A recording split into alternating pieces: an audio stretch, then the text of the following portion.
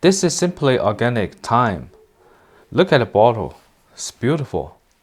And what's inside is the color is even and looks good. Let's open the bottle.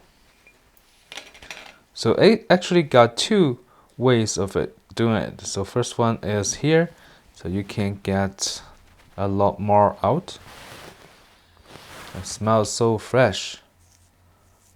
And you can also just doing this,